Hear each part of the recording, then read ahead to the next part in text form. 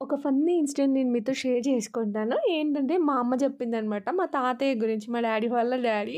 So, ఏమంటారు మా daddy మా తాతయ్య ఏంటంటే సుట్ట కాల్చేటోడన్నట్టు. అదేనండి బీడీ టైప్ ఉంటది. సో, అది సుట్ట అది వేరే అంటారు. దాన్ని సుట్ట అంటారు. సో, దాన్నట మా తాత తలపాగలో పెట్టుకొని ఇల్లంతా తిరుగుతాడంట. ఎక్కడ పెట్టినా, ఎక్కడ పెట్టినా అని. ఒక గంట సేపయితుందంట తిరగబట్టి. మా అమ్మ పోయేసరికి మా తాత అన్ని ఇల్లంతా దేవులాడుతున్నాడంట. "ఏమైంది మామ? ఏమైంది? ఎందుకు గంతగనం ఎతుకుతానవు? ఏం పోయింది?" అని అడిగితే, "అరే సుట్ట కనిపిత్తలేదే పుష్పలత" అన్నాడట మా అమ్మతోని. "అదేంది మామ నీ తలపాగలనే ఉన్నది గదా! అంత వెతుకుతున్నావా?" అంటే, "అయ్యో! నాకు మతికే లేదే" అన్నాడట మా తాతయ్య. మా అమ్మ ఇప్పుడు గూడా అప్పుడప్పుడు చెప్పుకుంటా నవ్వుతా ఉంటది.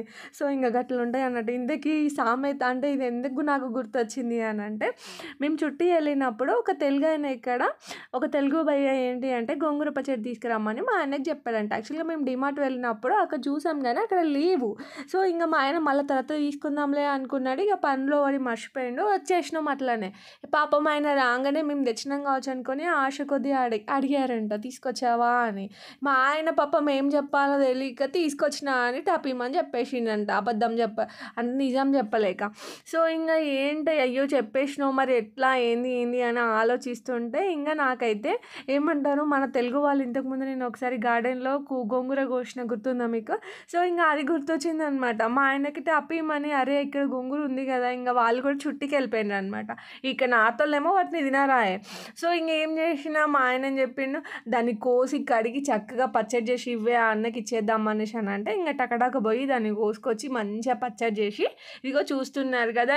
నేను దీనికి స్పెషల్‌గా మీకైతే చెప్పను. ఇంగ్రీడియెంట్స్ కూడా చక్కగా కనిపిస్తా ఉంటాయి వీడియోలో.